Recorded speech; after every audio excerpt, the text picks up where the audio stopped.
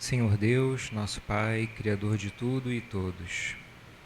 Jesus, querido Mestre, grande amigo, irmão mais velho, guias, espíritos, trabalhadores desta casa, em especial aos trabalhadores da cromoterapia. Agradecemos a oportunidade de estarmos reunidos hoje para todos os estudos, as reflexões que vamos conduzir nesta manhã. Obrigado aos espíritos elementais que nos trazem as cores, as luzes, que são necessárias e muito importantes para o nosso momento de estudo e para abastecer as nossas energias. Em nome de todos vocês, queridos trabalhadores do alto, Jesus, nosso Mestre, mas Deus, nosso Pai acima de tudo, pedimos autorização para começarmos os trabalhos de hoje da cromoterapia, dando todos juntos graças a Deus.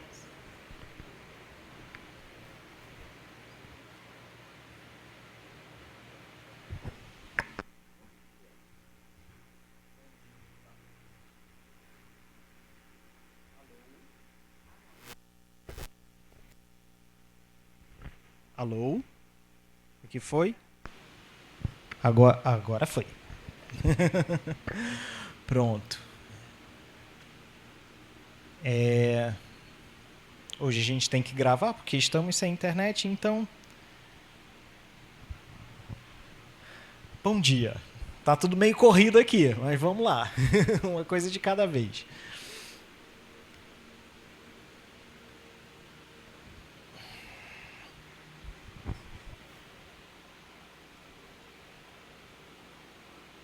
Marisa está lá no fundo assim. E eu tô entendendo nada. Por favor, em voz alta, Marisa. Ah, sim, é. Bom dia, vocês vieram semana passada, então já entenderam como é que funciona, né? Mas vocês estão vindo pela primeira vez, né? Sejam muito bem-vindos. Esperamos que vocês se sintam acolhidos, abraçados. E só explicando, a gente está sem máscara porque está aqui em cima, tá? Porque se descer o degrau, a gente já vai colocar, não tem problema. E de qualquer forma, também fica o recado aí pro pessoal daqui de casa também, já que estamos gravando e eles vão ver isso em algum momento. A nossa casa, ela está seguindo a legislação, então, assim, se alguém entrar sem máscara, a gente não vai impedir, mas confesso a vocês que fico muito feliz, eu particularmente fico muito feliz em ver que todo mundo aqui dentro ainda está mantendo os cuidados necessários por si e principalmente por quem está em volta, né? E além disso, o que temos de recados para hoje? Já chega curtindo e dando like, por favor, porque olha o trabalho todo que está dando só para poder gravar a Chrome para o pessoal de casa assistir. Semana passada a gente gravou, só que o áudio ficou bem ruim, então não deu nem para passar no YouTube. Mas paciência. Então a gente já pede pro pessoal de casa curtir, compartilhar, comentar, porque isso tudo ajuda. Para vocês fica aí a dica para procurarem lá no YouTube União Espírita Ramatiz e seguir e assistir os vídeos que estão lá, que tem todos os temas que a gente já trabalhou antes também, então já ajuda um bocado a gente. Além desses recados, o que temos mais?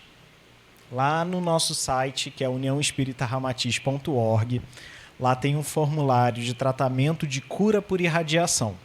Como é que funciona? Você vai colocar o seu nome completo, endereço completo, confiar na espiritualidade e deixar agir. E aqui na nossa casa tem a nossa caixinha de irradiação para encarnados e desencarnados. A de encarnados chama irradiação e a de desencarnados está ali o nome deles também, desencarnados. Então, funciona da mesma forma. Se conhecer alguém que esteja precisando de tratamento, de cura, de algum incentivo, às vezes a pessoa se sinta meio cabisbaixa, não sabe muito bem o que tem, também vale lá colocar nome completo, endereço completo, que é para eles saberem quem tratar e onde tratar. Além disso, que mais que temos de recados? Tem um atendimento fraterno também, que está aberto. Quem precisar conversar com um médium, quiser desabafar, tirar alguma dúvida a respeito de algum problema, também está funcionando o atendimento fraterno, que acontece no horário da palestra. Então, para o atendimento fraterno, vocês têm que agendar, que a gente não sabe como é que está o movimento da palestra. Então, por via das dúvidas, agenda, porque já está ali reservada a sua vaga para assistir a palestra. E a palestra já é parte do atendimento fraterno, que vocês vão chegar, conversam com o mesário, diz que quer passar pelo atendimento fraterno, vocês vão receber uma senha, e aí vão ser encaminhados aqui para o salão para esperar enquanto não são chamados lá dentro. E, nesse meio tempo, vocês já estão sendo tratados, porque aqui também funciona como um grande salão de tratamento. Só que o tratamento é diferente, vocês vão ouvir. E assim, essa é a parte que dói, porque muitas vezes a gente ouve o que não quer ouvir, ou então finge que não ouviu e continua repetindo os mesmos erros. E aí cai nos mesmos problemas. Então, por isso que a gente diz que o tratamento principal de uma casa espírita, para quem é frequentador, para quem é paciente, digamos assim, é justamente a palestra, porque vai dar para a pessoa, né, os meios dela entender o que ela está acontecendo e como ela pode se modificar para evitar que aquilo aconteça de novo. Funciona da mesma forma aqui com a gente na cromoterapia. E cromoterapia também não deixa de ser uma palestra, só que voltada para o Evangelho de Jesus. A gente costuma chamar de Evangelho e cromoterapia. O motivo de chamar de cromoterapia vem na segunda parte do trabalho, que a gente vai cantar. E aí, quando for mais para frente, eu explico de novo. E, além desses pedidos, a gente tem sempre pedido de ajuda para arrecadação de alimentos para as comunidades que a nossa casa atende. Então, se vocês puderem, a gente agradece muito toda e qualquer ajuda, trazendo alimentos não perecíveis. O pessoal de casa também, se quiser vir aqui num sábado para deixar, a gente agradece muito. E, além disso, tem também uma forma de ajudar a nossa casa, porque, afinal, é uma casa espírita, ela vive de caridade também, né? Da ajuda espontânea de vocês, seja através da nossa caixinha que está aqui no salão, ou através daqueles esqueminhas de sempre que a gente deixa nos vídeos, que é aqui no cantinho fica um QR... Vocês não estão vendo, mas a galera do vídeo tá. Aqui no cantinho fica um QR Code para o PicPay, que é só apontar lá direto, que já vai para a conta da pessoa responsável pela casa. Ou a chave Pix, que é o nosso e-mail, uniãoespíritaramatiz@gmail.com. Então, também é uma forma de ajudar. Além disso tudo, é bom que vocês estão aqui, vocês conseguem ver o quadro que está sendo rifado. Vocês têm a listinha de rifa ali. Então, para quem quiser comprar também, é uma forma de ajudar a casa, é uma forma de arrecadar e também é uma maneira de vocês serem ajudados com alguma coisa, né? A gente sorteia no final e alguém leva para casa também. Te garanto que vai vir com uma imantação danada, né? Um magnetismo bem forte de uma pintura, ainda mais tem tudo a ver com a cromo, que é um pescador, e Jesus falava muito sobre pesca e pescadores. E acho que é só isso tudo, né? E é isso. Se você, e outra coisa também. A gente aqui é bem-vindo, toda dúvida, toda questão que vocês quiserem tirar ou comentar a respeito, somos abertos. Então, vocês podem levantar a mão e falar, eu não entendi isso, pode repetir? Ou então, explica melhor. Ou então, eu tenho uma dúvida sobre esse assunto. E aí, dentro do possível, dentro do nosso entendimento, a gente responde, tá? Não tem problema nenhum. Não se sintam inibidos. Ninguém aqui morde, né? Nem se pedir, porque estamos numa casa espírita, por favor. Certo? Então, vamos lá. Nossa cromo de hoje é a cromo de número 9. Vamos testar Poxa. Ô, bichinho. Aqui foi tudo. Reiniciar a apresentação. Vamos lá. Religião e religiosidade. Eu vou sentar também só porque está muito calor e para poder ficar de igual para igual com o João, certo? Religião e religiosidade. Qual é a diferença de uma coisa para outra? Vocês têm ideia?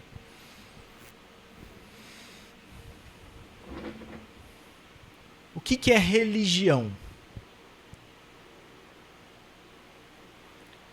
Religião a gente entende de certa forma porque fica mais fácil definir, né? Tem a religião católica, tem a religião evangélica ou protestante, tem a religião espírita, tem o budismo, tem a Umbanda e por aí vai.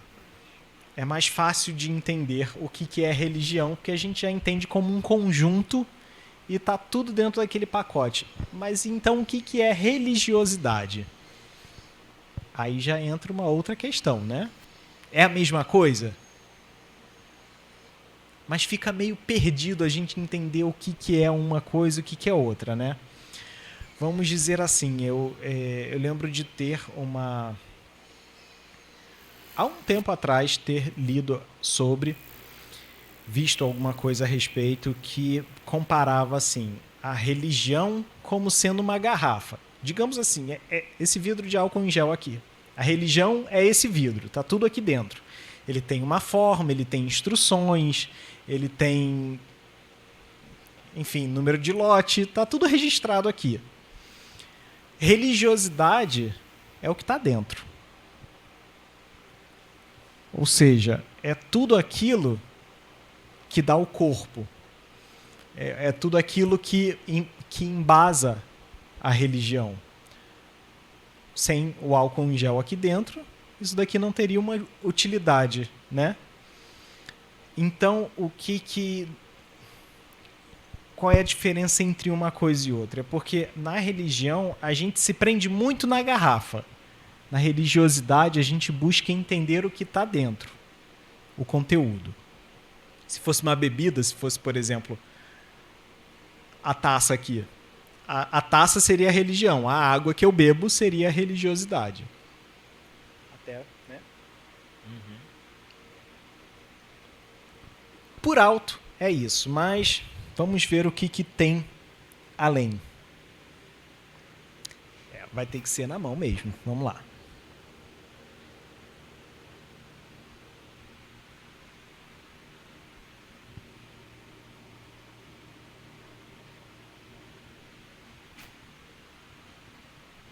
O que Jesus disse a respeito desse tema?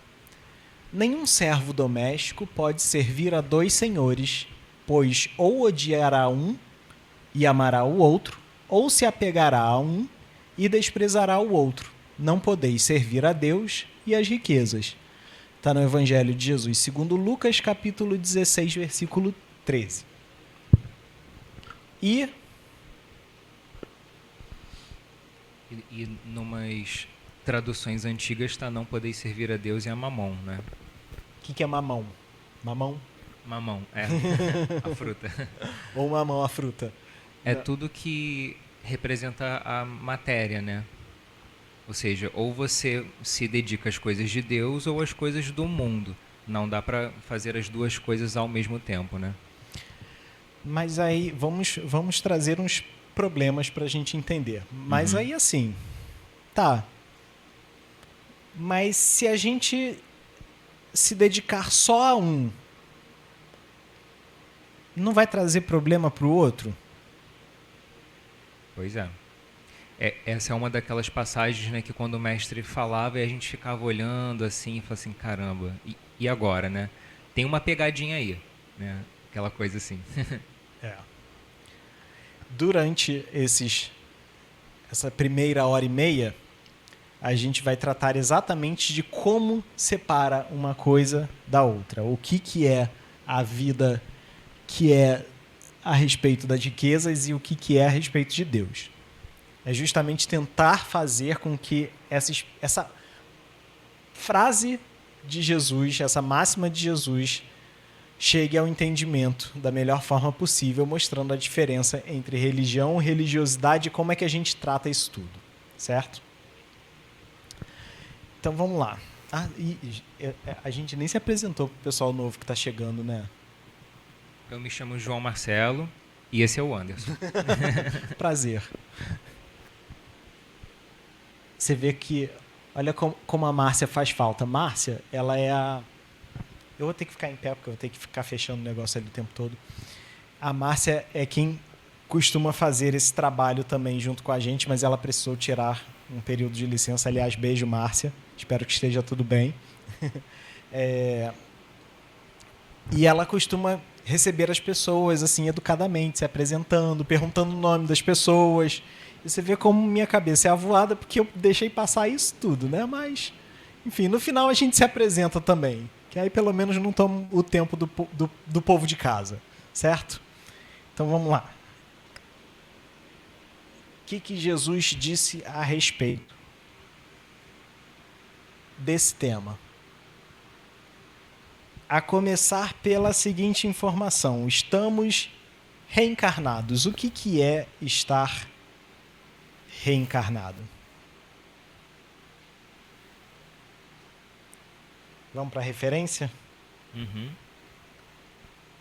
Pergunta 166 do Livro dos Espíritos. Como pode a alma que não alcançou a perfeição durante a vida corpórea acabar de depurar-se? Então, assim, se a gente não ficou perfeito depois que morreu, quando chegou no final da vida, então como é que a gente chega à perfeição? Será que é possível chegar em uma vida só? Pois é. Não tem como mesmo. E aí vem a resposta dos espíritos. Sofrendo a prova de uma nova existência. E aí Kardec continuou cutucando nessa pergunta. Como a alma realiza essa nova existência? Será pela sua transformação como espírito? Ou seja, a gente acorda do lado de lá, então entende que errou e simplesmente começa a se modificar lá? Seria tão bom, né? Não seria? Seria muito bom. Resposta dos espíritos. A alma, ao se depurar, sem dúvida sofre uma transformação, mas para isso necessita da prova da vida corpórea. Então, sim, a alma continua se transformando, mas a gente precisa provar isso estando aqui de novo, ou seja, reencarnando. E aí Kardec continua. A alma passa, portanto, por muitas existências corpóreas? E os espíritos respondem: sim, todos nós temos muitas existências corpóreas. Os que dizem o contrário querem manter-vos na ignorância em que eles próprios se encontram. Esse é o desejo deles. Você vê que aí o espírito já deu uma cutucada bem básica em quem diz que não precisa reencarnar. E foi muito legal que ele se pôs junto, né? Todos nós Todos passamos. nós, Falando dele também, ele também precisava, né? Uhum. E isso tudo dentro da mesma pergunta 166, tá? Eu nem mudei a pergunta não. Kardec foi colocando subperguntas embaixo dela. Parece resultar desse princípio que a alma, depois de haver deixado um corpo, toma outro. Em outras palavras, que ela reencarna em novo corpo. É assim que se deve entender? E aí os espíritos respondem: evidentemente. Então, sim, você acorda do lado de lá sem esse corpo de carne que tem agora, em corpo espiritual, vive um tempinho lá, e aí para saber se você de fato entendeu tudo, faz o quê? Volta pra cá. Vamos voltar. Aí não tem jeito. Estamos todos aqui no mesmo barco. Ou seja, estamos todos aqui entre esses dois mundos. Sim. Que mundos? O primeiro que a gente conhece. O mundo material. E a gente falou muito do material a respeito do que a gente aprende com ele lá na cromo da semana passada, a verdadeira propriedade, porque ela trata disso daqui, ó. Dinheiro, posição social e prazeres. É tudo muito fácil. Isso a gente consegue entender bem, né? A gente sabe que para viver materialmente bem a gente precisa disso, certo? E aí? Mas para que serve isso?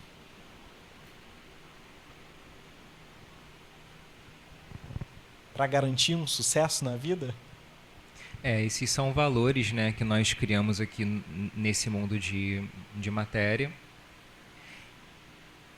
E eles têm a sua importância, né? Eles têm o seu local. O problema é quando a gente trata isso de uma maneira além, né? Quando nós esquecemos que isso são ferramentas e não fins. Vocês querem ver um exemplo disso daqui levado de um jeito deturpado, digamos assim? Eu acho que não precisa nem aprofundar muito, mas vamos botar um exemplo bem prático. Principalmente para a gente aqui que está na Ilha do Governador. Como é que a gente faz para chegar na zona sul da cidade de transporte público? É fácil? Pois é. Daqui a gente não tem como. Se a gente pegar outro lugar aqui perto, na Penha, onde eu moro também, da Penha para a Zona Sul, como é que tem que fazer? É fácil de transporte público também? Também não. Assim, dá para fazer. Mas em quanto tempo a gente chega lá? Eu acho ótimo, porque a galera de fora que pensa Rio de Janeiro, praia, tudo que é carioca, adora ir pra praia. É fácil ir pra praia aqui? É mais fácil. Eu acho mais provável que alguém que mora em São Paulo vá mais à praia do Rio de Janeiro do que eu. Não é? Porque pra gente é complicado. Existe um motivo para isso? Vocês conseguem perceber que existe o Rio de Janeiro de lá e o Rio de Janeiro de cá? Pra galera de casa, tá todo mundo aqui assim. Confirmando com a cabeça. Não é assim? Por quê?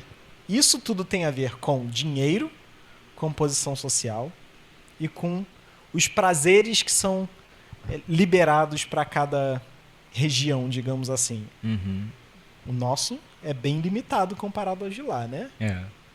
É como se fosse uma cidade lá, uma cidade cá, e a gente sabe qual lado que tem mais atenção de todo mundo. É certo. Então vocês já entenderam como isso daqui funciona. Né? Agora, continuando. Vamos lá. Estamos entre esses dois mundos, o mundo material e o mundo espiritual. O que é o mundo espiritual?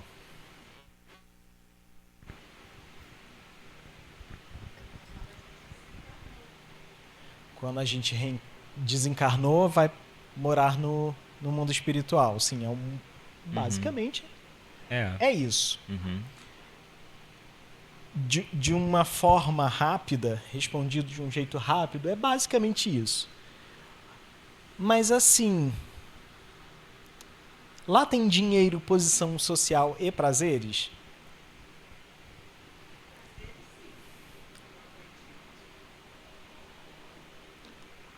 Tem dinheiro? Vou dizer para vocês que, assim, de certa forma tem.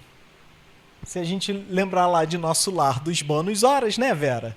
Não é uma forma de pagamento? Verdade. Tem posição social? Tem, porque tem hierarquia. Tem aqueles que comandam a cidade, tem os outros trabalhadores. A diferença é que não funciona do jeito daqui. Aqui é baseado no status, no poder e tudo mais. E lá? É baseado nisso? Pois é. Parece tudo muito confuso porque a gente não lembra, né? Tem os prazeres? Sim. Até os espíritos deram a deixa disso pra gente aqui e Kardec colocou lá na doutrina espírita dizendo que fora da caridade não há salvação. Ali ele deu a deixa, ou seja, ajudar o próximo é o máximo que você vai conseguir de se sentir bem, né? De bem-estar, de ter esse prazer. A salvação não deixa de ser isso.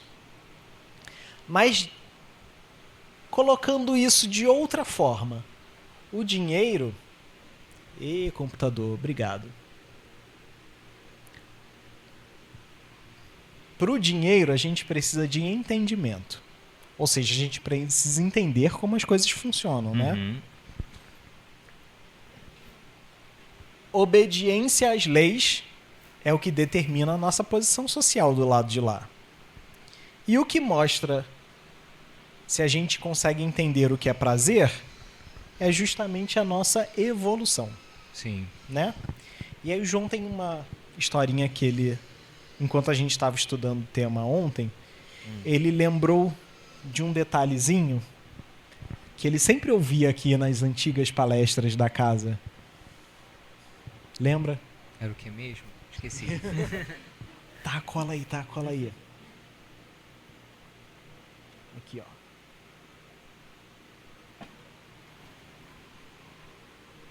Ah, sim. Viu? Isso aí. É porque eu lembro que quando eu comecei nessas pesquisas, né, sobre a doutrina espírita e tudo, aí uma das primeiras informações que nós temos é que nós temos o chamado livre-arbítrio, né? Você tem o direito de escolher as coisas. Mas os espíritos nos orientam que tem uma única lei que foge a isso, que é a lei do progresso. Você, no máximo, pode decidir a velocidade que você caminha, mas você não pode decidir assim, eu vou ficar parado aqui para todo sempre. Não há essa chance, né? Você tem que progredir sempre. E no começo eu lembro que eu achei estranho isso, falei, poxa, mas não era para a gente ter livre escolha sobre tudo? Por que será que justamente isso foge? E aí nós tínhamos um palestrante aqui muito querido, que era o Ney. E aí teve uma palestra que ele apresentou esse conceito de uma maneira que fez sentido. Ele falou assim, a única coisa que foge à nossa livre escolha é o progresso. Por quê? Porque é da vontade do Pai que seus filhos sejam extremamente felizes. Deus quer que nós sejamos felizes. Então, por isso que ele determinou essa lei. Apresentado dessa forma, eu falei, agora eu entendi. Então, por que a gente precisa reencarnar? Porque a gente precisa progredir. E alguém vai escapar de progredir? Não. Porque a lei do progresso é uma lei e ela precisa ser cumprida. Então, o livre-arbítrio esbarra aí. A gente pode fazer o que quiser. Em algum momento, eles vão dizer, não, chega, porque agora é a hora de você entender, aprender, para poder crescer. Por isso que às vezes a gente dá a cabeçada na parede até entender que dói, né? E resolver parar para poder seguir adiante de um jeito melhor, de um jeito que a cabeça não doa. O que o Livro dos Espíritos diz a respeito disso? A gente vai trazer um bocado dele hoje, tá? Porque a cromo de hoje tem um bocado de referências lá, né? sobre o Livro dos Espíritos. Aliás, afinal, né? O Livro dos Espíritos é a base do nosso aprendizado espírita. Pergunta 167. É logo a pergunta seguinte a que a gente leu antes. Qual a finalidade da reencarnação? Então, para que isso tudo aqui serve? A resposta dos espíritos é expiação, melhoramento progressivo da humanidade. Sem isso, onde estaria a justiça? Então, a gente já entende que a gente precisa passar por esses erros, por essas questões, para poder progredir, como o João colocou. Ninguém foge da lei do progresso. Então, a gente precisa vivenciar isso tudo. Mas, voltando aqui ao nosso tema.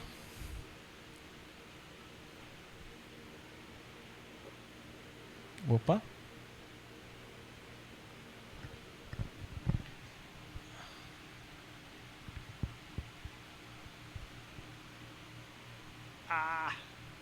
Foi. Sim. Vocês conseguem ver mais ou menos o que tem aí? Parece um templo, alguma coisa assim iluminada aqui embaixo. Não sei se dá para ver muito bem. Marisa, desliga a luz dos quadros aqui rapidinho, só para para a galera ver. Tem um céu iluminado ali em cima, estrelado, né, aqui em cima. As ruínas de um templo embaixo. Nossa conexão com o lado de lá, muitas vezes é assim. Tá tudo iluminado aqui, tem um céu estrelado do lado de lá, mas a gente está em ruínas. Por quê? Porque a gente ainda está no mundo material. E para que serve estar no mundo material?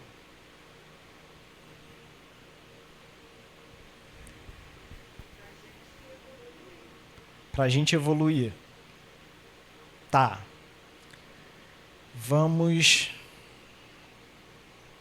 entender assim, tá, mundo material. O que é o mundo material? O que é matéria? É tudo que a gente pode pegar? Eu diria que vai além disso também, né? Porque se a gente entender o que é matéria, a gente percebe que a matéria não é lá tão matéria assim. Vamos à definição científica do que é um átomo, por exemplo. O que é a matéria? É um aglomerado de elementos formados por moléculas. O que são moléculas? São combinações de átomos. E o que são átomos? Energia em circulação. E disse que um átomo nunca pode encostar no outro. Ou seja, essa matéria aqui, na verdade, ela é formada de várias coisas que não se tocam. Uhum. Então, como é que a gente toca na matéria? Se a gente realmente tocasse na matéria, causaria uma explosão. Uma explosão. Então, olha que coisa louca a gente entender, não é? Então, matéria, na verdade, é energia, mas a gente não pode tocar. A gente acha que toca, mas eu estou encostando nas coisas aqui. Tá. Isso é uma coisa que dá para perceber com a água, né? Que a água, nós sabemos que ela está na forma de vapor, né? Quando ela se condensa, quando ela se torna mais densa, ela fica líquida. Se ela se tornar mais densa ainda, ela fica sólida, vira gelo, né? Então, matéria nada mais é do que energia em um estado mais concentrado, mais lento. Talvez a gente possa falar assim, né? É como se a gente fosse o gelo, né? Os nossos corpos agora, né? Eles são energia, só que concentrada. E como se a nossa alma, ou seja, o espírito dentro de um corpo, estivesse, de certa forma, lá, concentrado na forminha de gelo, né?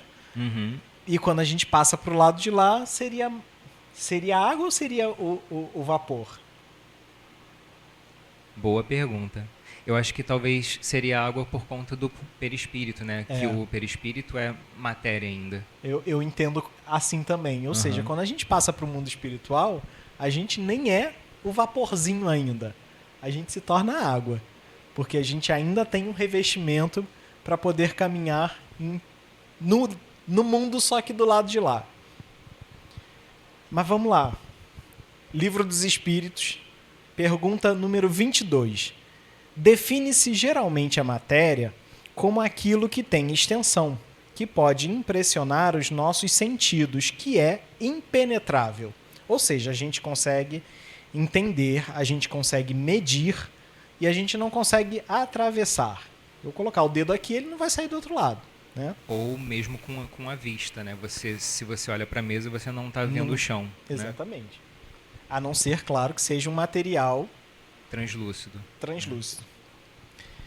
E aí Kardec pergunta, essas definições são exatas? E os espíritos respondem, do vosso ponto de vista, são exatas, porque não falais senão do que conheceis. Ou seja, você está falando do que você consegue entender. Uhum. Mas a matéria existe em estados que vos são desconhecidos. Pode ser, por exemplo, tão etérea e sutil que nenhuma impressão vos cause aos sentidos. Contudo, é sempre matéria, embora para vós não o seja.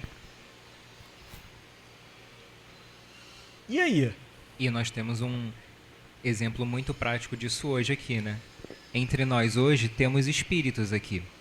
Temos os guias da casa e temos alguns espíritos que vieram ver a cromo. Mas qual a impressão que eles causam aos nossos sentidos? Nenhum. Não são matéria, É. porque a gente não consegue ver. Entre aspas, né? Mas eles são, e eles estão aqui. E eles podem nos perceber, porque nós somos mais densos que eles. Mas como esses olhos físicos, eles são feitos para ver coisa densa, eu posso estar olhando para ele agora e não vejo, né? Isso acontece dentro de casa também, tá? Não quero assustar vocês não, mas mas a gente sabe que acontece. E aí Kardec perguntou, tá, então que definição podeis dar da matéria? Ou seja, o que é a matéria então? E aí eles respondem, a matéria é o laço que prende o espírito. É um instrumento de que este se serve e sobre o qual, ao mesmo tempo, exerce a sua ação. Então, é o meio por onde a gente vive nesse mundo material. Uhum. Matéria é o que é necessário para a gente estar aqui. Como esse mundo é muito denso, faz necessário que o nosso corpo físico seja denso também, né? Sim. Vamos lá.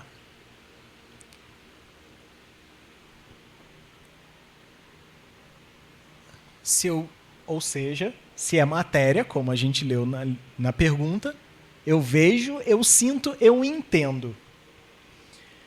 Aí vem a pergunta para vocês. Eu vejo? Tá, vejo. Uhum. O vento é matéria? Se a gente entender o vento como uma série de moléculas de ar passando, ele é matéria. A gente consegue ver? Pois é. Então, esse vejo já está ali entre aspas. Esse sinto. Será que eu sinto tudo como deve ser? E aí, um exemplo bem básico disso. Nesse calor do Rio de Janeiro, se eu tomo um banho quente, ele vai estar tão quente assim? Ou se eu tomo um banho frio, ele vai estar tão frio assim? Então olha como tudo é relativo. Porque muitas vezes a nossa temperatura do corpo está tão alta que quando bate uma água morna, ela se torna gelada. Ou quando a nossa temperatura do corpo está lá de boas, se bate uma água morna, ela parece quente. Então, olha como esse sentir já é relativo. Agora, quando chega no entender, eu consigo entender as coisas desse mundo material? Vocês conseguem entender tudo o que acontece aqui? Tudo não, né? Olha, eu diria que nem um pouquinho. A gente finge que entende, né? A gente até tenta explicar do nosso jeito, mas aí chega outra pessoa e fala, não entendi. Ou seja, esse vejo, sinto e entendo ainda assim é muito relativo. Por quê? De certa forma, isso está ligado a efeitos imediatos a respeito do que me cerca. E por que efeitos imediatos? Vamos lembrar o seguinte. Estamos falando de um mundo material onde existem espíritos, como a gente já entendeu. Se a gente já viu também que para interagir com esse mundo, eles precisam de algo, de uma matéria para se fazer entender, como é que eles fazem para agir aqui, alcançando essa matéria sólida que a gente vê? Você tem que estar encarnado, né? Tem um jeito que não precisa. Vê a cola.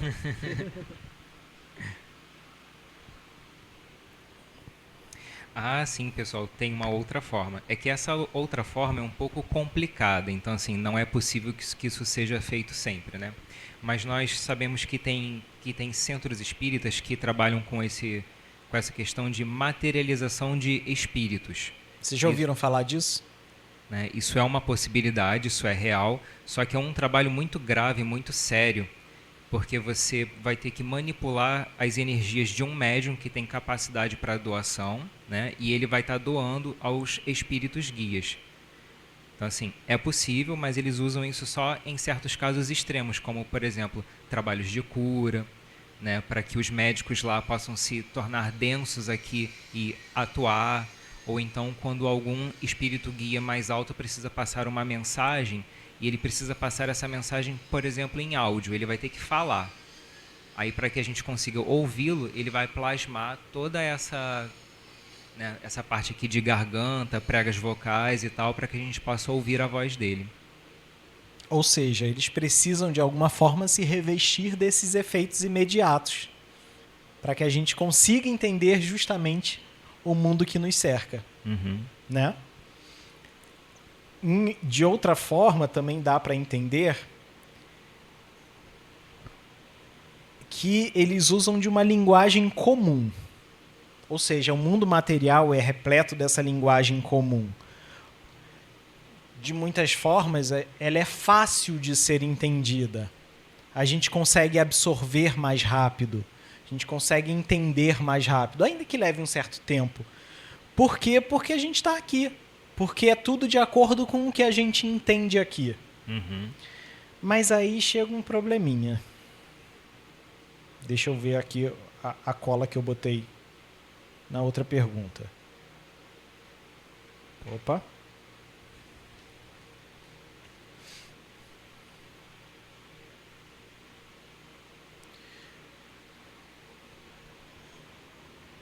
Por que eu consigo ver, sentir e entender? Por que eu tenho esses efeitos imediatos? Por que é uma linguagem comum?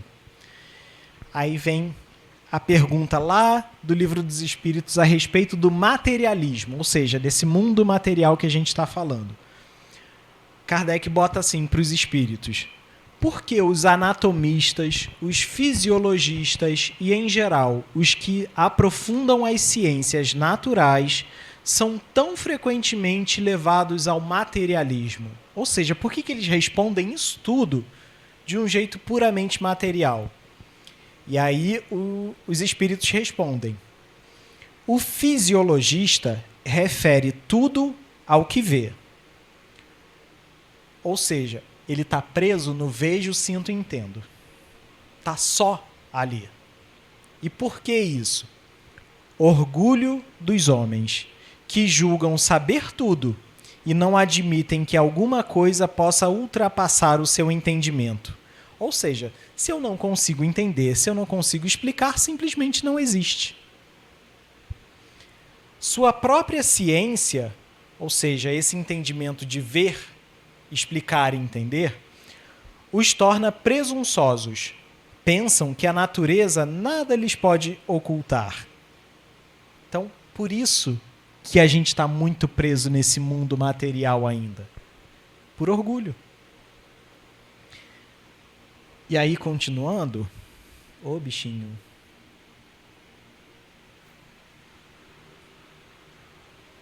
A gente tem em contrapartida o mundo espiritual, onde eu não vejo, não sinto e não entendo. E aí tem um probleminha. Porque se eu não vejo, não sinto e não entendo, como é que eu vou acreditar nele? O que fez vocês virem ao centro espírita? Algum motivo teve, não foi? Porque ou passaram por algo que fez com que vocês vissem, ou fez com que vocês sentissem, ou fez com que vocês entendessem que não é só o mundo material que existe. Não é isso? Porque porque a gente vem, como se diz, a gente chega na doutrina espírita por amor ou pela dor, né? Se é pela dor, é por algo que eu senti. Ou por algo que eu vi também, né? Às vezes eu vi algo muito chocante que me perturbou e aí eu me senti mal e acabei vindo parar aqui. Por amor, seria, digamos, eu comecei a entender e eu quis me aprofundar nesse estudo. Então, seria o vir para cá por amor. Só que nota que existe uma certa diferença entre os dois. Porque se aqui eu consigo ver, sentir e entender fácil, e lá eu não vejo, não sinto e não entendo tão fácil assim, isso já não mostra que existe uma diferença entre esse plano material e o plano espiritual? E olha como, até para explicar, a gente sinaliza isso. Plano material e plano espiritual. A gente já joga lá para cima. É assim? Pois é. A gente tem essa percepção, né? E posso falar aqui sobre... Sim, por favor. Né? A princípio, quando nós começamos nesses estudos e a gente se dá conta de que talvez não seja só esse mundo, talvez exista algo além disso, né? E aí nós nos deparamos com essas análises que os guias fazem nos falando. Existe o mundo material onde vocês estão e existe o plano dos espíritos, né? Para onde vocês vão voltar e tudo. Esse é o conhecimento a princípio. Aprofundando, nós vamos vendo que o plano espiritual, na verdade, são planos espirituais, né? Existem várias dimensões. Até a ciência já vem falando disso há um certo tempo, né? Existem mundos paralelos, eles já estão soltando isso, né? E talvez eles não percebam, mas eles estão falando desses mundos. E aí muitas pessoas falam assim, mas os espíritos eles vão todos se perceber, lógico, né, quando estiverem fora do corpo. Depende da dimensão espiritual que eles ocupam. Por exemplo, o André, né, pelos livros que ele mandou pelo Chico... André quem? André quem? Hã? Que André? André Luiz. Né? Sim, explica pro pessoal que está vindo pela primeira vez quem é André Luiz. Desculpa, gente. Ele era um espírito... Vocês conhecem André Luiz? Já conhecem André Luiz. Eles já sabem, tá vendo? Explica pro pessoal de casa que não sabe ainda. Chico Xavier, gente, médium fabuloso que teve aqui entre nós. Esse foi um dos espíritos que se comunicou por ele. Mandou muitos livros. E naquela sequência de livros, se eu não me engano, são 12 ou 13 livros, né, que começa com o Nosso Lar, e aí vem uma sequência. Maravilhoso, se não leram, leiam, porque é muito bom. E ele vai nos contando sobre as experiências dele.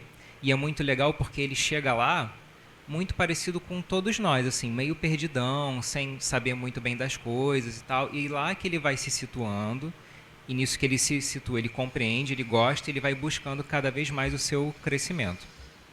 E aí ele comenta que quando ele ganha permissão para descer com os mestres, né, vir ao nosso mundo para fazer trabalhos, resgates, aquela coisa toda, os espíritos em sofrimento, com muita frequência, não podem ver nem a ele, nem ao mestre dele. Aí você pensa, mas eles estão todos fora da carne, como que eles não se veem?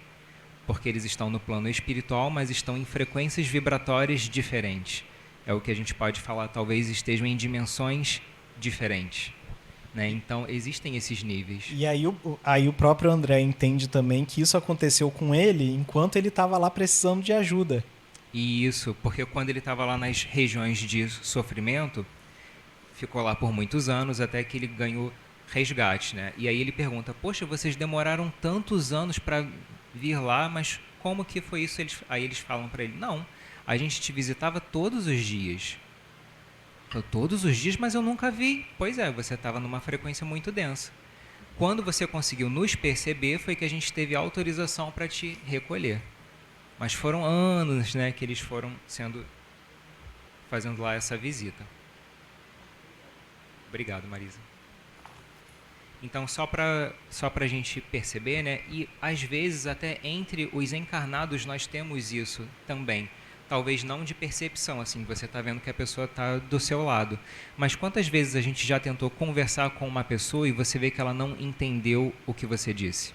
Ou o contrário, né? Você fala uma determinada coisa, puxa, mas eu não sabia disso. Aí a pessoa vira, mas eu te falei isso ontem.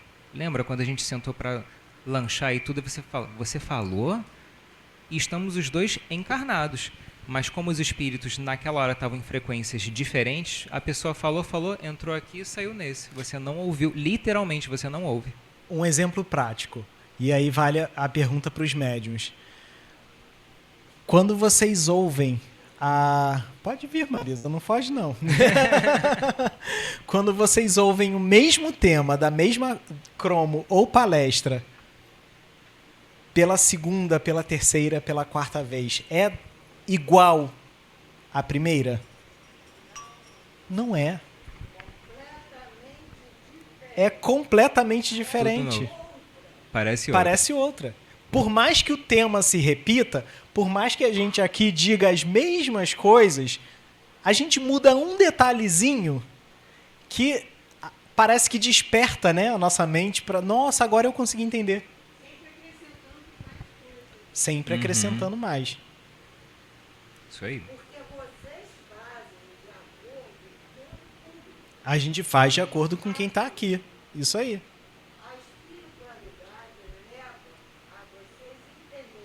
Uhum. Isso aí. Mesmo. Às vezes a gente passa batido por um tema, pesquisou, trouxe um monte de referência, só que não deu tempo de aprofundar aquilo, mas acabou trazendo outra coisa que nem estava programado. Por quê? Porque era o que precisava ser dito para aquele pessoal que está ali naquele momento. Uhum. Ou seja, para vocês ou para quem está assistindo de casa. É aquilo que vai despertar a pessoa. Então, vê que existe esse abismo entre os dois mundos, mas existe um abismo aqui também e existe um abismo aqui também. Porque, como disse o João lá sobre o socorro de André Luiz, existe uma diferença entre mundos do lado de lá. Uhum. Até naquele outro livro também que foi tratado... Esse livro aí, Na Próxima Dimensão... Mostrar aqui a capinha dele. Psicografado pelo Carlos Bacelli, pelo Inácio Ferreira, pelo espírito de Inácio Ferreira, que o doutor Inácio coloca que eles também... Um exemplo prático. Como é que a gente faz para ver a Terra de cima? A gente encarnado mesmo. Avião é um jeito, mas se eu quiser ver mais acima ainda, tem no mínimo arranjar um foguete, não é? Eu posso ir com essa roupa aqui? Tem que me vestir com um traje especial, tem que ser tudo muito bem amarrado, colocado para poder chegar do lado de lá. Uhum. Isso a gente aqui, para conseguir se afastar um pouquinho e ter uma visão melhor do todo.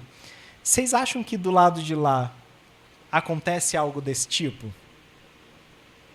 Ou seja, para ter uma percepção maior de tudo, para ver como funcionam as coisas um pouco mais além, eles precisam dessa forma? Gente, esse livro é fascinante.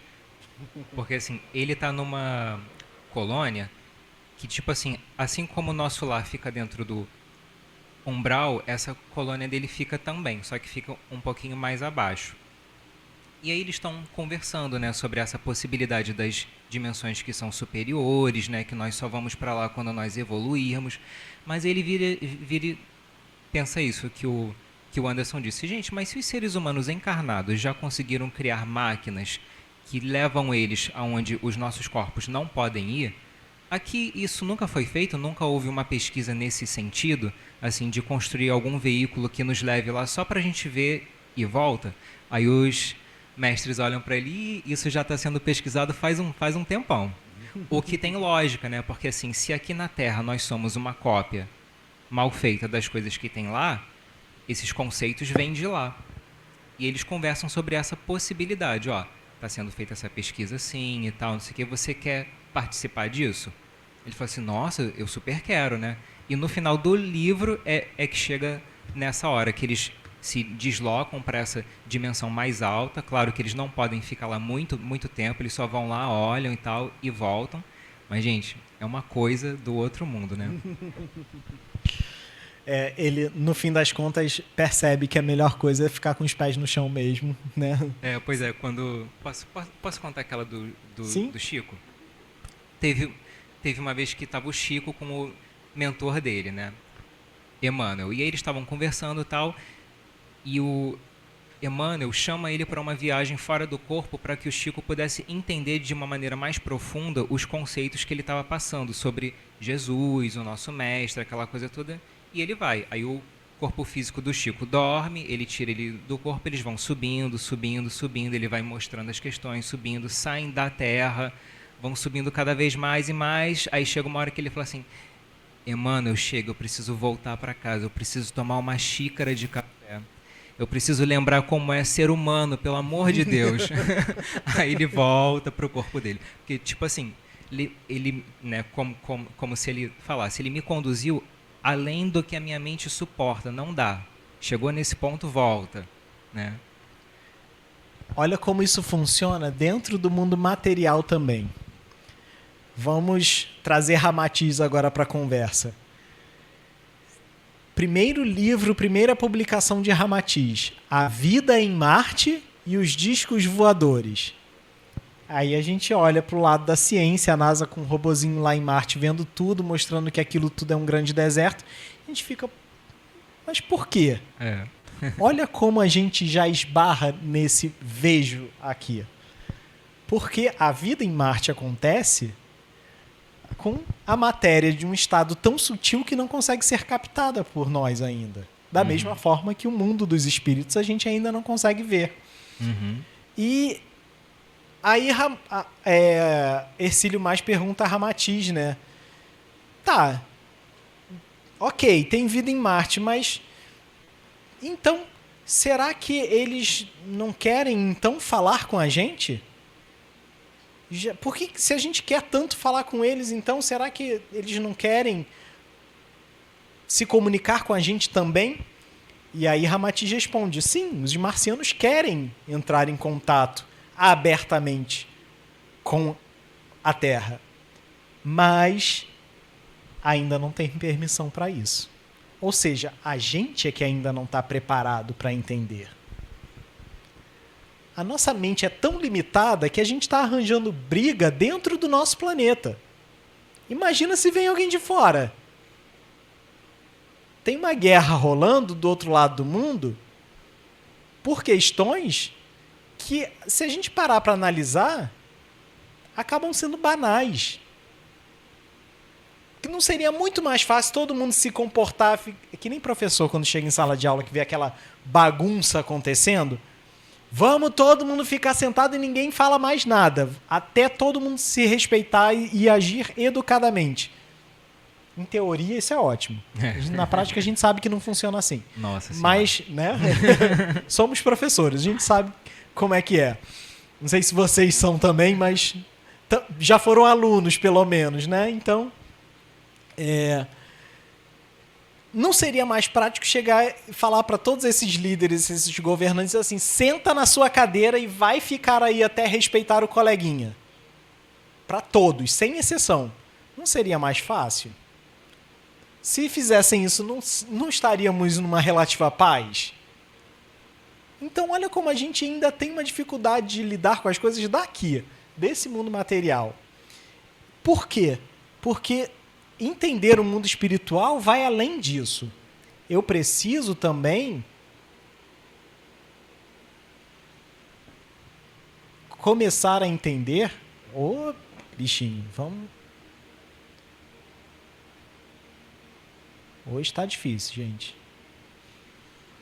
Entender uma linguagem religiosa. Ou seja, uma linguagem que trate justamente dessa religação, de religar o mundo material ao mundo espiritual. E aí tem um probleminha. Por quê? Porque, de certas formas, para a gente, a impressão que a gente tem é que essa linguagem religiosa está nos templos. Ou seja, para entender as coisas do espírito, eu preciso vir numa casa espírita, ou numa igreja católica, ou numa igreja evangélica, ou no budismo, enfim, eu preciso de estar num templo para poder entender o que aquilo ali está falando. De certa maneira, não é o que a gente vem fazer aqui? A gente aqui não está tentando explicar algo que a gente, de certa forma, entendeu, entre aspas? E essa diferença da linguagem é uma coisa que os espíritos falam com Kardec, né? Quantas vezes, quando Kardec faz certas perguntas, eles falam: nós não temos como explicar isso de uma maneira que você compreenda, porque a sua linguagem é muito pobre ainda. Tem certas colocações que eles botam isso, né? Ou seja, mostrando que é necessário nós desenvolvermos a nossa fala, a nossa linguagem, para poder permitir que eles tragam esses conhecimentos, né? Sim. Só para mostrar que isso que a gente está falando não está só dentro da literatura espírita, trouxemos exemplo de um livro de origem católica, conceituadíssimo no meio, e que a gente descobriu há pouco tempo, relativamente falando, né? Uhum. Ganhei de presente da minha mãe. Minha mãe é católica. Católica praticante, tá, gente? De ir na igreja, ajudar no que pode e tudo mais. E a gente começou a ler o livro e viu que, olha que curioso, não tem nada de diferente do que a gente fala no Espiritismo. Só é uma visão de outra maneira. E o livro é do século XV. O livro é né? do século XV. Ou seja, no meio da Idade Média rolou esse livro que está sendo estudado até hoje. E olha o que fala lá. Ele é dividido em partes, ou seja, em livros. Esse é do livro 1º, capítulo 1, item 2. Diz assim, o nome do livro, por sinal, é A Imitação de Cristo. E o autor é Tomás de Kempis. Tomás de Kempis. Esse livro 1º, capítulo 1, item 2, ou seja, bem no comecinho. Olha o que ele fala. A doutrina de Cristo é mais excelente que a de todos os santos. E quem tiver seu espírito encontrará nela um maná escondido. Então, o que Jesus ensina está acima do que todos os homens que passaram na Terra já falaram. E que quem consegue entender está alimentado na alma. Sucede, porém, que muitos, embora ouçam frequentemente o Evangelho, sentem nele pouco enlevo. É que não possuem o Espírito de Cristo. Ou seja, ainda não se deixaram tocar pelo entendimento do que é o Evangelho, do que contava a vida de Jesus, qual é a boa nova que ele veio trazer. E aí ele dá a dica. Quem quiser compreender e saborear plenamente as palavras de Cristo, é-lhe preciso que procure conformar a dele toda a sua vida. Quem quiser entender Jesus, precisa começar a praticar o que ele falava. Não é o que Kardec colocou lá no Evangelho segundo o Espiritismo no final do século, na segunda metade do século XIX? E aí, quando você se esforça nessa prática, quanto mais você pratica, mais você compreende. E quanto mais você compreende, mais você sente vontade de praticar. E aí você cria um círculo de virtude. Pois é. E aí entra uma outra questão também. Está nos templos. Só está nos templos? Vocês já ouviram falar de ocultismo? Parece que é uma coisa errada, que é para não ser acessado, parece que é proibido, não é? Das trevas, né? É das trevas, é. Vocês acham que é isso? O que é o ocultismo? É o estudo do que está oculto. E aí, a gente trouxe um exemplo. Vamos ler como a gente fez no culto? Vamos. Revista Espírita, abril de 1858. Conversas familiares de além-túmulo. Essa é com o espírito de Mehemet Ali, foi um antigo pachá do Egito, ou seja, um antigo príncipe do Egito. 37. Uhum. Os sacerdotes do antigo Egito tinham conhecimento da doutrina espírita? Olha a pergunta que Kardec fez para eles. A galera lá do Egito, Antigo. de milênios atrás, tinham conhecimento da doutrina espírita? E aí qual foi a resposta? Era a deles. Era a doutrina que eles professavam no Egito Antigo. Você fica, ué, mas o espiritismo não é do século XIX? Com esse nome, sim, né? Com esse nome, sim. Será que eles recebiam manifestações? Ou seja, tinha incorporação, tinha essa coisa de falar com os espíritos. E aí ele responde, sim. As manifestações obtidas pelos sacerdotes egípcios provinham da mesma fonte que as recebidas por Moisés? Não está registrado lá na Bíblia que Moisés conseguia falar com os espíritos, falar com Deus e tudo mais? Ou seja, será que os sacerdotes egípcios faziam a mesma coisa que Moisés fazia? E aí a resposta que ele deu foi sim. Moisés foi iniciado por elas. Ou seja, Moisés aprendeu com os egípcios como fazer essa comunicação com os mortos. Mortos, entre aspas, Entre né? aspas, é. Por que as manifestações de Moisés eram mais poderosas que as recebidas pelos sacerdotes egípcios? Moisés queria revelar, os sacerdotes egípcios apenas ocultar. Por isso que a gente trouxe isso como exemplo de ocultismo. Porque Moisés quis que deixasse de ser oculto, da mesma forma que Kardec, no século XIX, quis que a gente também entendesse tudo aquilo que estava acontecendo na França naquela época. Deixasse de ser oculto o mundo espiritual. Acreditais que a doutrina dos sacerdotes egípcios tivesse alguma relação com a dos indianos? Ou seja, será que as religiões orientais de alguma forma se pareciam? E aí ele responde, sim, todas as religiões primitivas estão ligadas entre si por laços quase imperceptíveis, procedem de uma mesma fonte. Dentre essas duas religiões, a dos egípcios e a dos indianos, qual delas é a mãe da outra? São irmãs.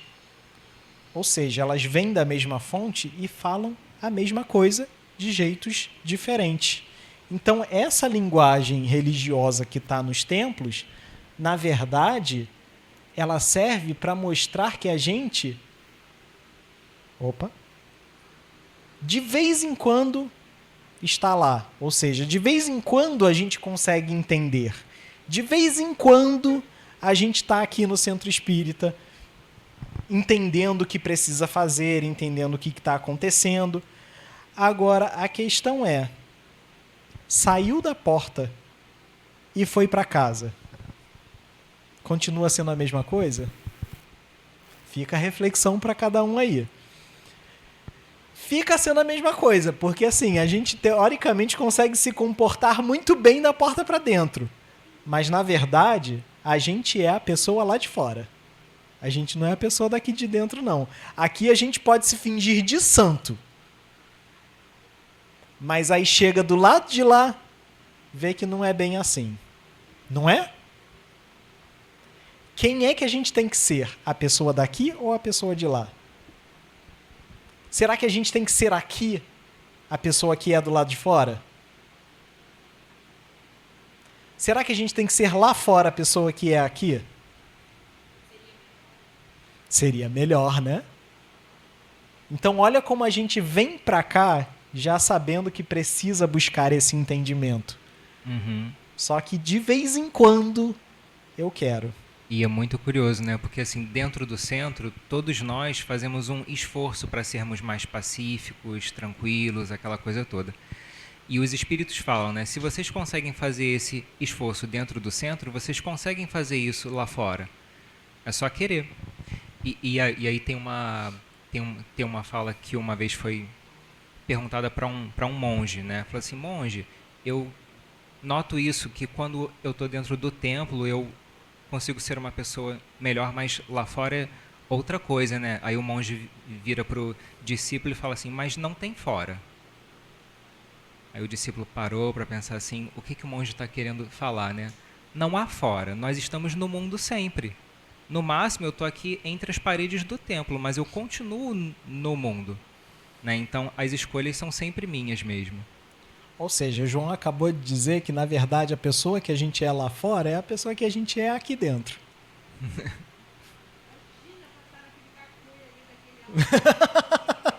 Semana passada, né, Marisa? Pois é, a gente saindo daqui para ir para casa, pega aquele trânsito agradabilíssimo ali na frente do Mundial do Cacuia. Ninguém deixa passar, ninguém responde. Então, olha que coisa bonita, né? Então, vamos lá. Isso tudo indica que a gente está onde? No mundo material ainda. Você vê que a gente está batendo nessa tecla o tempo todo. E o que a gente está fazendo aqui? Aprendendo. É uma escola de passagem. Ou seja, a gente está aqui vivendo exercícios e testes. Além disso, eu aprendo e busco a religiosidade. Ou seja, eu aprendo e busco o que importa. Não é porque estamos dentro de uma casa espírita, seguindo uma doutrina espírita, que eu vou dizer para vocês que aqui existe a verdade. Porque quando perguntados qual é a melhor religião para o homem, a resposta dos espíritos não foi a doutrina espírita. Não foi a católica. Até porque o espiritismo nem nasceu como uma religião. Ele, de certa forma, se tornou uma religião aqui no Brasil. Mas a resposta dos espíritos foi que a melhor religião é aquela que torna o homem uma pessoa melhor. Uhum. Não foi isso? Isso. Ou seja, a melhor religião é a que dá ao homem a religiosidade. Essa vontade de se ligar, de estar ligado ao Criador, a Deus, ao mundo espiritual.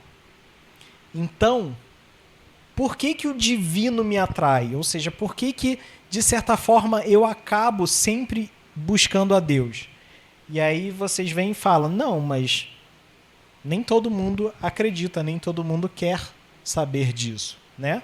Tem pessoas que não acreditam em Deus. Então elas não são atraídas pelo divino. São. São por quê? Porque tentam tanto negar que com isso criam um muro entre quem acredita e eles. Não é assim? E por que esse muro é criado?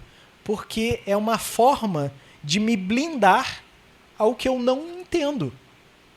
É uma forma de me proteger, entre aspas, do que eu não conheço. Então, atrai sim. Só que a pessoa cria essa barreira para se impedir de ir. Ela pode até não saber que faz isso, mas faz. E não sou eu que estou dando essa resposta. Se vocês conferirem lá no Livro dos Espíritos, vocês vão ver que quando perguntados a eles por que tem aquelas pessoas que se negam a acreditar, por que elas agem dessa forma? Eles vão responder que é por orgulho, que é por não querer admitir que existe algo superior ao homem. Então, é por não querer se deixar atrair. Por quê? Se o divino me atrai,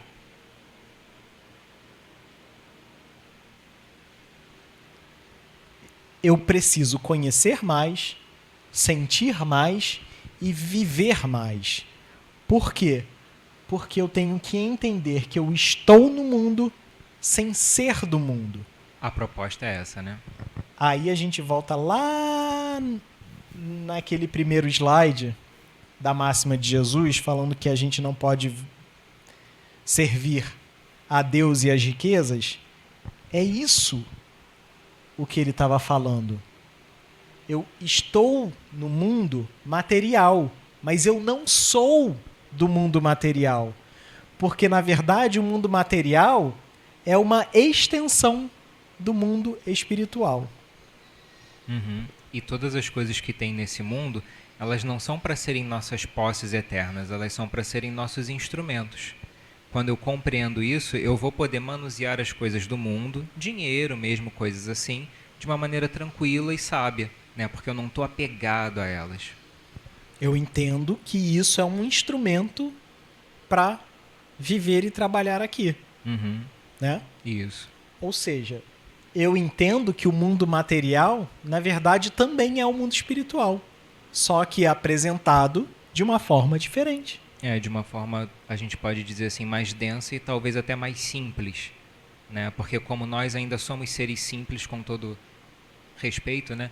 Nós ainda não conseguimos concatenar coisas muito complexas, né? Então, por isso que esse mundo é mais simples, para a gente ir aprendendo aos poucos.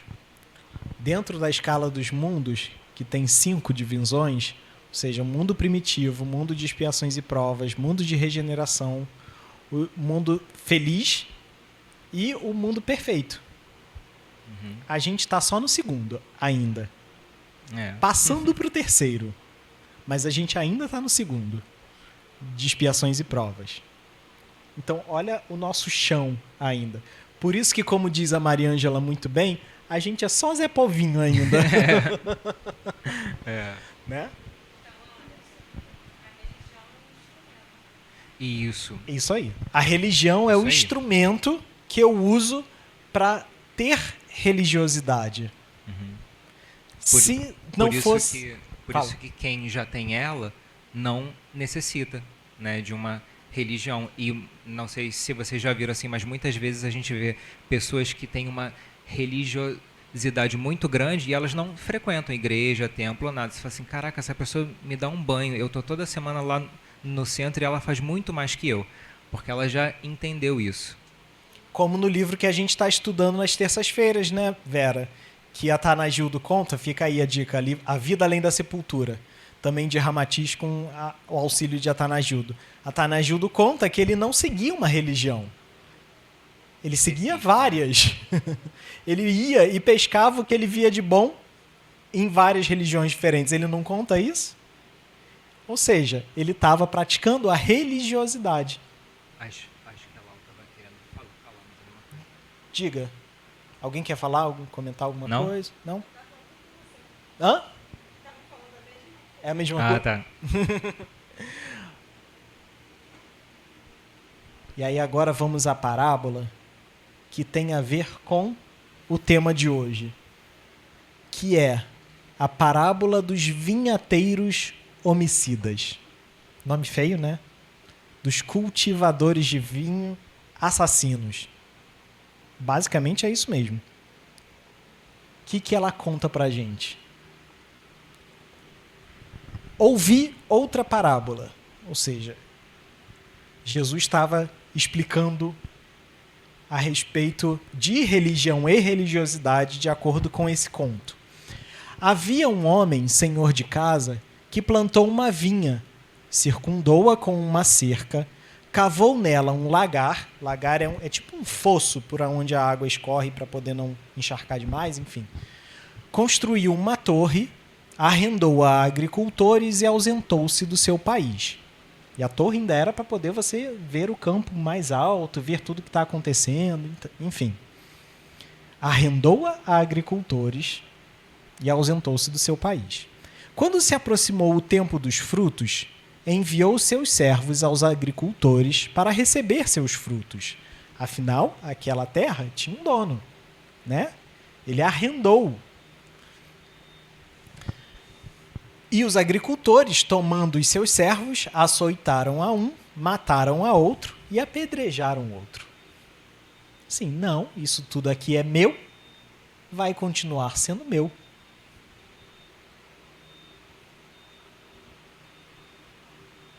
Novamente, enviou outros servos, em maior número que os primeiros, e fizeram-lhes do mesmo modo. E por último, enviou-lhe seu filho, dizendo: respeitarão a meu filho. Mas os agricultores, vendo o filho, disseram entre si: este é o herdeiro. Vamos, matemo-lo e apoderemo-nos da sua herança. E tomando-o, lançaram-no fora da vinha e o mataram. Então, quando vier o senhor da vinha, que fará aqueles agricultores?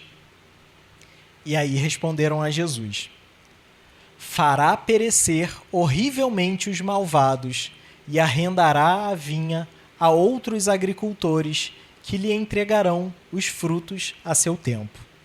Está no Evangelho de Jesus segundo Mateus, capítulo 21, versículos de 33 a 41. Do que Jesus estava falando aí? Quem era o filho que ia vir para poder ver se o trabalho estava sendo feito?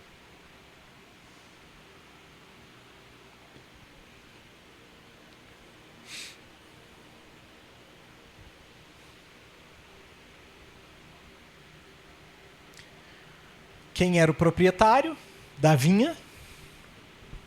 Deus. Uhum. O que é a vinha? A humanidade. É onde nós somos trabalhados, né? Quem são os agricultores? Aí a gente chega no problema. Líderes religiosos. De certa forma, a gente está aqui como agricultor. É. Vocês aí também, tá? Vocês aí também, tá? Sabe por quê? Porque aí quando chega ali no Mundial e esbarra com algum paciente aqui da casa, eles vão ver, olha, é médium lá da Ramatiz.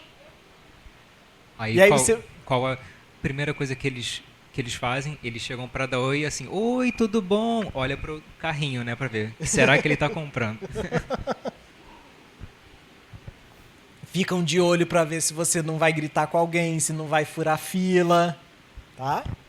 E serve para paciente também. Não quero dizer nada não, mas quando vocês são bem conhecidos aqui, os médiuns olham, ih, olha lá, é paciente da casa. Ou outros pacientes vão olhar, ih, olha lá, frequenta a Ramatiz. Então, de certa forma, todo mundo que responde de alguma maneira pela religião, ou seja, alguém que serve de exemplo, está aí na qualidade de agricultor dessa vinha também. Quem foram os servos do Senhor que foram enviados para ver se o trabalho estava sendo bem feito? Enviados de Deus para avaliar e alertar os homens. Sim, não está fazendo direito. Planta essa uva do jeito certo. Fica atento. Fica atento.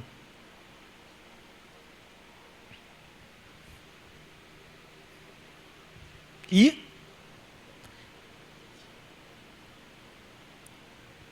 quem era o herdeiro do Senhor, senão o próprio Jesus encarnado?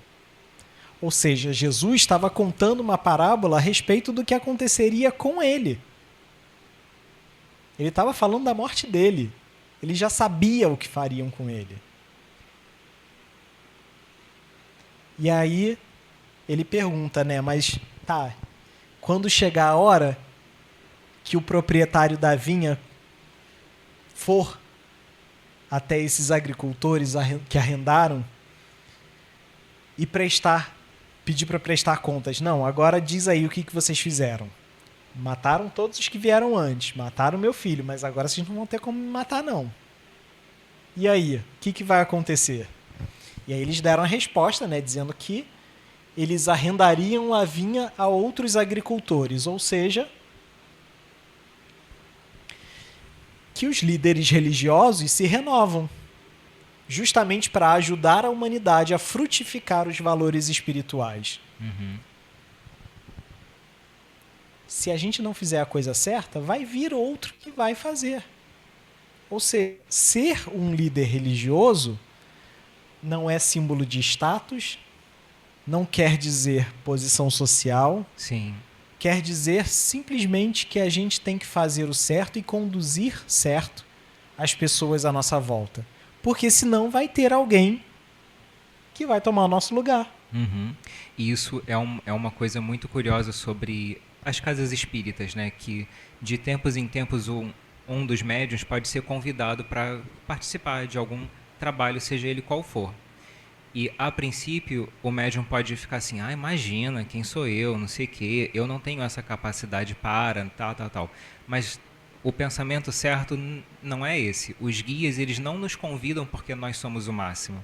É justamente o contrário. Olha, eu estou vendo que se você trabalhar nessa área, para você vai ser bom, você está precisando, vamos. E eles são gentis, eles não nos forçam, eles convidam. Por isso que, assim, caso você não faça certo, vai ter outro que faz, né? Aí vem o recadinho para os médios, ou seja, quando a gente é convidado ao trabalho, é porque a gente está precisando. Se puder, aceite, é melhor. Porque senão vai chegar do lado de lá, então olha só, você tá com esse Credit Karma aqui para quitar na próxima vida porque você não deu conta.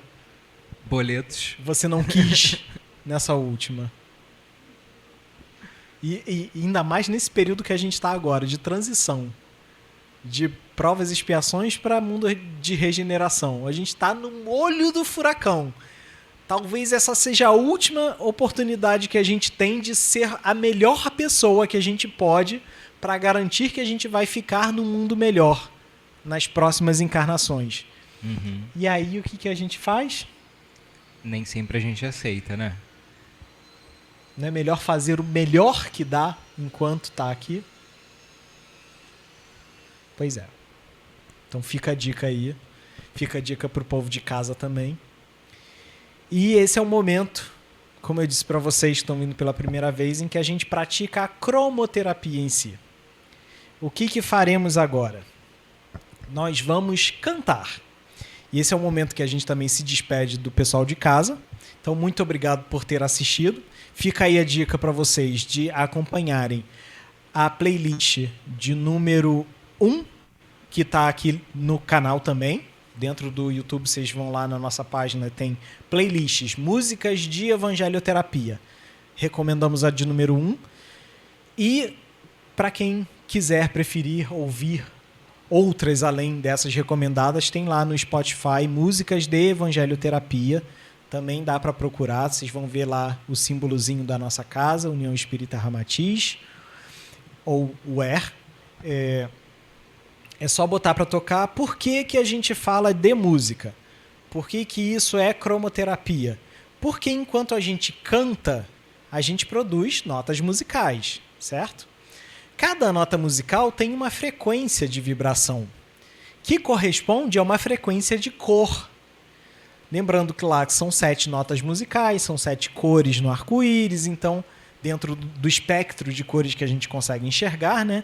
Então, conforme a gente vai cantando as notas musicais, a gente vai produzindo essas cores ficam aqui pelo ambiente e, no final, elas são distribuídas a cada um de acordo com um passe coletivo. Então, quem dá a força do passe coletivo somos nós, cantando. Então, quanto melhor a gente cantar, quanto mais a gente se doar, quanto mais alegre, felizinho, relaxado, melhor a gente recebe depois, certo? Então agora a gente canta. Até semana que vem para a galera de casa. Tchau, Fiquem tchau. com Deus, tenham uma boa semana e vamos lá.